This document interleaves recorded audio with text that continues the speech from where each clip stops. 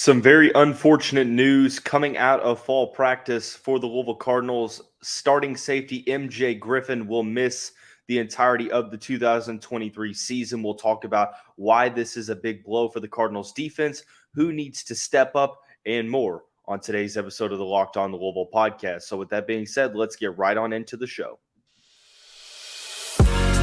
You are Locked On Louisville, your daily podcast on the Louisville Cardinals. Part of the Locked On Podcast Network, your team every day. Hey, what's going on, everyone? And welcome into another episode of the Locked On Louisville podcast. I'm your host, Dalton Pence. Today's episode brought to you by LinkedIn. These days, every new potential hire can feel like a high-stakes wager for your small business. That's why LinkedIn Jobs helps find the right people for your team faster and for free. Post your job for free at linkedin.com/lockedoncollege. Terms and conditions apply. As always, I want to say thank you all for making us your first listen of the day. Just a reminder that the Locked On Louisville podcast is free on all streaming services 5 days a week, your team every day. As I mentioned, unfortunate news coming out of fall camp for Louisville. MJ Griffin, it has been announced that he will miss the entirety of the season. We'll talk about why that's a big blow for the team. We'll also talk about Cam'Ron Kelly and Devin Neal being the possible replacements and some other options that could find their way into this depth chart. So on Saturday, it was announced there were some rumors that had started circulating late Friday evening, and they started to pick up on Saturday morning.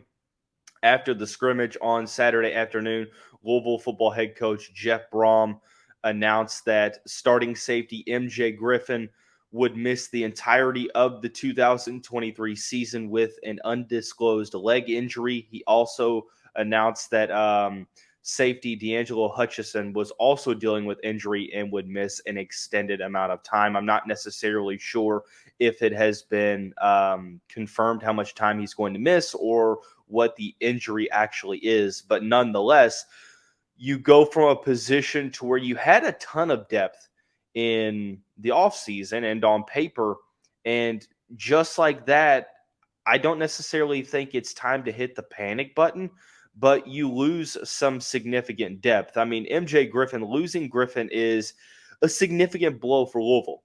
If you paid attention to the top 15 player rankings that I discussed on this show, MJ Griffin was top 5, the second best defensive player on the team behind Ashton Gelati. I think that this was a year in which Griffin was primed for stardom. I thought that he was going to be an all ACC level player, playing himself into pretty significant NFL draft talks come next spring. However, unfortunately, that is not the case. We do wish MJ a very speedy recovery. Minor setback for a major comeback. That comeback is going to be legendary. That story is not done yet. I still think that MJ Griffin is going to be a very, very solid professional player when it's all said and done. But as it relates to this year's team, I mean, I don't think that I am a person that's going to sit here and say that the sky is falling. I think that that's a little bit overreactionary. I think that it sort of undersells what Jeff Brom was able to do in the transfer portal this past year. I guess it's time I could bring this up. I do apologize. Jeff Brom and company did a great job addressing the safety position via the transfer portal, and we'll talk about that in the second segment when we talk about Cam'Ron Kelly and Devin Neal. But he also kept some players on this team like MJ Griffin, like Josh Minkins Jr., D'Angelo Hutchison. This loss, I think it doesn't deter the season. I don't necessarily think it's going to be an injury that, makes it to where Louisville's going to have a bad season. But I do think that it means that the margin or the margin is smaller. You can't have many more injuries because of the lack of numbers in that room now. Now, granted, we'll continue to discuss throughout the latter part of this show to where there's a ton of versatility in that defensive backs room. So we could see players that aren't listed at safety right now potentially go to safety if need be. in certain situations. But I like where Louisville sits depth-wise with the players that they still have. But Griffin, make no mistake about it, a player from last year that had 45 total tackles transferring in from Temple, forced a fumble, also recorded 2 interceptions and a pass deflection, really started to see more and more playing time towards the back half of last season. And I don't necessarily think that it was coincidence that Louisville's defense, when it was at its best, MJ Griffin was on the field in some capacity for Louisville. Louisville's really going to miss him in terms of coverage skills. I think he does a good job of being sort of a center fielder in the Louisville defense, being able to win the 50-50 balls, but also be solid defending the run as well, almost 50 tackles from that free safety position. So it makes you wonder, okay, I don't necessarily know that there was another player outside of Ashton Gelati that Louisville could have lost, and it had been a greater loss on the field than MJ Griffin. I think that we were just starting to see the potential. We've seen multiple players that have transferred from non-Power 5 schools that come to Louisville. First year, they adjust to the speed of the ACC, find their role, find their footing, and then year 2, they're really starting to make an impact for themselves. Yaya Diaby is a player that comes to mind. Year 1 had some flashes of potential, but when year 2 came around and so on, he really started to leave his mark. So we wish him a speedy recovery. I would assume that this means that MJ Griffin is back for the 2024 season, although nothing is confirmed. Like I said, we wish him a speedy recovery and hope that he is back fully healthy for the start of next season. But not to mention, they didn't only lose MJ Griffin, they lost D'Angelo Hutchison as well, who was projected to be a third stringer. But nonetheless, you see an injury to MJ Griffin, and that could, put Hutchison in a situation where he is in a spot where he's going to have to perform, but he is hurt as well, going to miss a significant amount of time. It seems like the perception of this injury, he was not practicing by the middle of this week. So I'm hoping that this isn't an injury that's going to take a ton of time away from him on the field, and that he finds a situation to where he's playing, not missing a ton of game time. But Hutchinson is really going to be relied upon not only for depth insurance, but also to be a rotational piece. I mean, you now have three safeties that you think that could definitely start. Everyone's going to have to step up, and we'll talk about that in the next segment. But nonetheless, I think that what this injury does, and granted, you're always going to have to go through injuries, and you have to have the next man up mantra, essentially say, hey, look, you got to control what you can control. Unfortunately, injuries have happened. They've affected Louisville for X amount of seasons now. I mean, we've seen guys go down, and it's really affected Louisville's season. But it's a matter of doing what you can to get the guys behind that respective player to step up. Thankfully, Jeff Brom and company did a great job in the transfer portal, not only addressing the safety position in terms of depth, but almost all the positions as a whole. It seemed like he went and said, hey, look, we have this amount of scholarships. Let's just increase insurance to, make sure that we don't get caught in a situation where we're really hurting numbers wise. And he looked at the safety room, which has been a position that Louisville really hasn't done a great job of providing depth. He went out and he got 2 Power 5 contributors, Cam Kelly, former All-ACC selection, Devin Neal from the Bluegrass State, but has performed pretty well for Baylor over the past couple of seasons. So 2 veteran guys. You're turning the ball over to guys that I'm not sure are as good as MJ Griffin, but pretty solid players nonetheless. And I want to talk about those 2 players. I want to talk about why Josh Minkins needs to step up and why he has to stay healthy as well here in the next segment. We'll do that after we talk about our friends and the title sponsor of the show, LinkedIn Jobs. These days, every new potential hire can feel like a high-stakes wager for your small business. You want to be 100% certain that you have access to the best qualified candidates available. That's why you have to check out LinkedIn Jobs. LinkedIn Jobs helps find the right people for your team faster and for free. So essentially what you do is you go to your profile, add your job in the purple hashtag hiring frame to spread the word. You get a couple of simple tools at your disposal, like screening questions that make it easy to focus on the candidates with the right skills and experience so you can quickly prioritize who you'd like to interview and hire. I'll be honest. I mean, adding the right team member has a direct effect on a positive and measurable impact on your business. It's simply why small businesses rate LinkedIn Jobs the number one in delivering quality hires versus leading competitors. LinkedIn Jobs helps you find the qualified candidates you want to talk to faster. Post your job for free at linkedin.com/lockedoncollege. That's linkedin.com/lockedoncollege to post your job for free. Terms and conditions apply.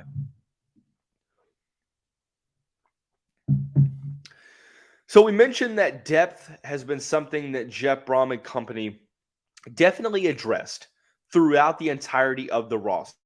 I mean, he went essentially position by position and said, okay, where do we need to, tie up loose ends? Where do we need to fill out some positions that are bare?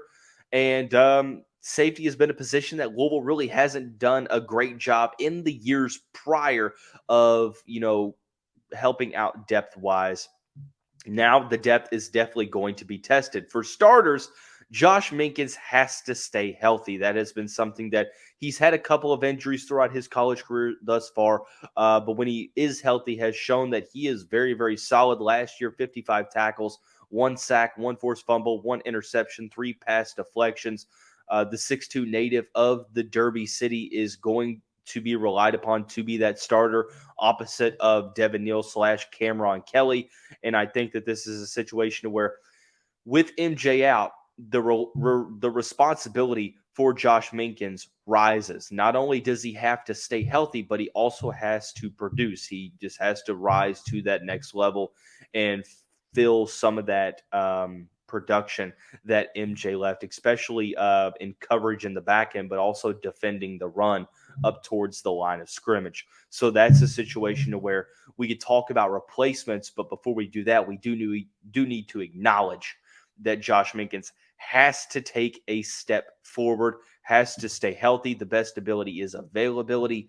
And this is a big year for Josh Minkins, and I think that he's going to be relied upon a ton. But who could step in? Who's going to be the next man up for MJ Griffin? And I think it's going to be a mixture of 2 players. Number one, I think if you're going to look at a player that could be starting right away for MJ, it's Cam Kelly, transferred in from North Carolina after spending 4 seasons with the Tar Heels. 2021 was a third-team All-ACC selection, 68 total tackles, 3 pass deflections, 4 interceptions. Had a very, very good year for that North Carolina defense. 6'2", 210-pound native of Chesapeake, Virginia. Then in 2022, took a little bit of a step back, 49 tackles, 1 pass deflection, 1 interception. However, what I didn't know that I found out after we discussed the defensive backs room back in June is that Kelly played with an injury for the majority, if not all, of the 2022 campaign with the Tar Heels. So played very selflessly, did what he needed to do for his team. Saw a little bit of a step back in terms of production, but that can be directly associated with that injury that he dealt with. So now Kelly, fully healthy, you expect him to get back into that situation to where he's going to potentially be an all-ACC caliber level player. I also don't think that, the scheme in which he played at North Carolina really did him any favors. I mean, Gene Chizik's system seemed like it didn't necessarily fit players like Storm Duck and Cam Kelly last year, and we've seen that in Scott Satterfield's defense over the past couple of seasons outside of last year for secondary players like Kittrell Clark, Chandler Jones, so on and so forth. sometimes scheme didn't necessarily fit their playing style. I think that Cam Kelly is going to benefit playing for Ron English and Mark Hagan. But if Kelly can get back to that 2021 level of play, you're looking at a replacement that's definitely more than worthy of replacing a guy like MJ Griffin. Now, granted, it would have been nice to have a 1-2 punch with Griffin and Kelly at the free safety position, but it is still nice that in the midst of trials and tribulations with injury for this team, that you have quality depth that you can go to, like Cam Kelly, who has been an all ACC mentioned player in the past, a guy that has played multiple seasons at the ACC level, and you can now rely upon him. Now, granted, you have to have him stay healthy, Devin Neal stay healthy, because at this point in time, unless something changes, you don't have a ton of depth at that position. So Cam Kelly is, I think, going to be the soon-to-be starter at that position that MJ Griffin was occupying. But also, I could see Devin Neal kind of going back and forth. I honestly think we could see a combination of Cam, Devin, and Josh playing on the field with any combination of two of those three. Devin is from the Lexington area, 6 foot, 205 pounds, played for Baylor the past 3 seasons. 2020 didn't get a lot of time. 2021 saw the field a lot more, had 23 total tackles, and then had his best season to date in Dave Aranda's defense this past year, almost doubling his tackles. Numbers had 41. 31 of those are being solo tackles, 1 pass deflection, 1 sack, 1 forced fumble, and 2 interceptions. I think that he's going to be relied upon to be a solid player in pass coverage, sort of like MJ Griffin was used to playing last year. But I can't stress enough how valuable it is for this defense to have 2 candidates that you can turn to that have played multiple seasons at the Power 5 and have produced at the Power 5. That's something that you have to focus on here. So I think that Cam Kelly, Devin Neal are the 2 players that are going to be looked at to step up. D'Angelo Hutchison is also going to be a player that assuming that he's going to be able to come back. Like I said, I don't know the time frame on when D'Angelo's going to be able to come back. Assuming that he's going to be able to come back, he's also going to be a player that maybe not at the free safety position, but sliding into depth at the strong safety position, because you have Cam Kelly and Devin Neal sort of floating to be the replacement for MJ Griffin by committee. I don't necessarily think that it's going to be a 1v1 replacement unless Cam Kelly or Devin Neal jump on the field and absolutely ball out, which I guess isn't necessarily impossible. I think that they're pretty solid players. So 2 guys that you're going to look at here to be the replacements for MJ Griffin. It's a big blow for Louisville's defense nonetheless, but you do have some very worthy replacements waiting in the wings. It's next man up mentality. If you want to be a top program, what you have to do is you have to have solid quality depth, not just solid starters, because you never know what happens during the entirety of a football season. It's a very violent and physical sport. And unfortunately, Louisville seemed like it was making its way through the offseason without a big injury. And unfortunately, on Saturday, news showed that streak was snapped with an injury to MJ Griffin. Like I said, we wish him the best in his recovery.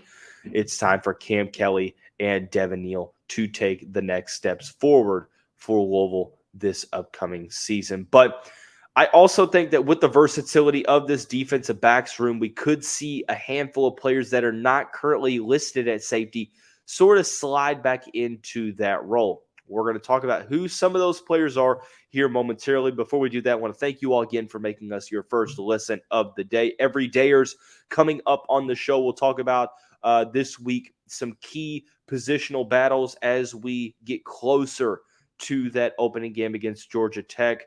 We'll also do a little bit of an offseason in review, talking about how getting Jeff Braun was a best-case scenario situation for Louisville. We'll also talk about some recruiting, both basketball and football. So a lot of different topics that we will discuss coming up this week on the Locked On Louisville podcast. So be sure to stay tuned.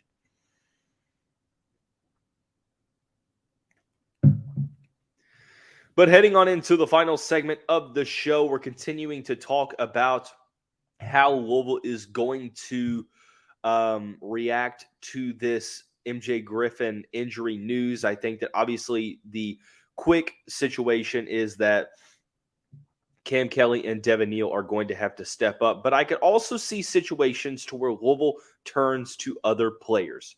For starters, last year, and obviously this is a different coaching staff, but we saw Chandler Jones and Contrell Clark play safety in certain situations for Louisville's defense last season. I wonder if there are certain players in this cornerbacks room that could play safety. I think that you have situations to where I think that if Jarvis Brownlee wasn't having such a good summer, that he could be a player that slides into that role, which I guess he still could if need be, but I think he's mainly going to be a cornerback. A couple players that I'm looking at, I would definitely say Aaron Williams if he was healthy, but being a true freshman coming off of an ACL injury, it's hard to rely upon a player to play that big of an impact right away. Derek Edwards, the third, was a safety in high school, but also played cornerback, versatile defensive back that has played cornerback since joining Louisville, entered the portal, took his name out of the portal. He is back. He has a couple of years in the collegiate program. I think that this is a situation where we could see him play more safety, especially since he isn't listed in the two deep at cornerback, or at least seemingly not. Trey Franklin could be another option, although with his size limitations, I think being 5'9", 5'10", maybe he's better suited at cornerback. But I think Derek Edwards is definitely a player that I've circled as saying, okay, you know what? He's definitely a player that we could look at into putting back there if need be for depth situations to give a breather to guys like Josh Meekins Jr., to Cam Kelly, to Devin Neal, to D'Angelo Hutchison when he gets back into the room. So he's a player. And then you look at the outside linebacker position. Multiple players from that position right now have played safety at some point in college and high school. I mean, I don't think that all these players are going to potentially play safety, but I'm going to list off the players that played safety in high school that are at the linebacking core. Ben Perry, Gilbert Frierson, Antonio Watts, TJ Quinn, Jalen Alderman. All those players played safety at their previous destination. I wonder, with the emergence of Stanquan Clark, with how well Jackson Hamilton has been playing, with how good TJ Quinn has been, with Keith Brown joining the linebacking core, with Gilbert Frierson now at Louisville, I think he's probably the one that I think fits the outside linebacker position the best at that star position. But Antonio Watts, he's added some weight to be able to fill that outside linebacker position. But could you see a situation where he plays some safety at times? Could TJ Quinn? Could Jalen Alderman? I think that the inside linebackers are probably going to be less likely than the star position guys to play at safety if need be. But you just never know. I think Ben Perry is a prime candidate. However, I think that his value to this team at the star position is a situation where it might be too valuable to put him in the back half of that secondary. But if need be, if drastic times called for drastic measures, Ben Perry is a player that I would personally trust to be able to play at the safety position and play it well. So you have options. You have unconventional options for Louisville that currently aren't safeties, but have the skill sets, have the experience at some point or another at playing that position. So just some food for thought. I think that Derek Edwards would be the one that I would look at the most at, transitioning to play safety. I think that Gilbert Frierson is best suited at outside linebacker. One thing is now, with the emergence or with the addition of TJ Capers, I should say, if he were to show out in fall camp and early on in the season, if you're Jeff Brom, Mark Hagan, Ron English, and company, do you now look at the situation and say, okay, Capers has looked solid. at some capacity in the front seven to where maybe we could use a guy like Antonio Watts in the back half of that secondary. Maybe we look to put Ben Perry in different situations, but there's a ton of opportunities, a ton of options that Louisville can go with. Obviously, it's a matter as to whether or not this current safeties group can stay healthy, not to mention who's going to emerge in that linebacking core, because the guys on the outside looking in could be used in the secondary for depth purposes. So obviously this is a huge blow. MJ Griffin's leg injury that's going to sideline him for the entirety of the season is one of the toughest blows that Louisville could have to endure. But you have depth at the position now. You have versatility in the defense that could mask over that loss to at least patch the defense up to where it's at least serviceable. So, but that's going to wrap up today's episode of the show. Everyone have a great day. To find the show on all streaming services and social media, be sure to stay tuned to this graphic.